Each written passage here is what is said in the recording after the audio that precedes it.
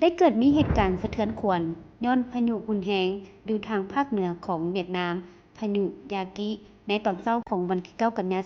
2024เวลา 9:58 นาที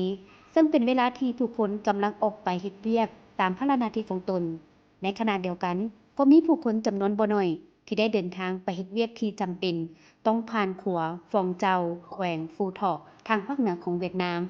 ซึ่งภาพที่ท่านเห็นในปัจจุบันก็แม่นรถบรรทุกกำลังจะเข้าขัวดังกล่าวพอดีเริ่มเข้าชนขัวก็หักหยุดแบบกระทันหันเฮ็ดให้รถทั้งคนขับและรถคันอื่นๆที่กำลังอยู่ในขัวจมลงไปในสายน้ำที่กำลังไหลแรงมาฮอดปัจจุบันก็บ่ฮู้ได้ว่ามีรถจักคันมีคนจักคนที่ตกลงไปในเวลาที่ขัวหัก ต่อกับเหตุการณ์ดังกล่าว เจ้าหน้าที่กู้ภัยก็ได้สุมทุกกำลังเพื่อช่วยชีวิตผู้สูญหายจากเหตุการณ์ในครั้งนี้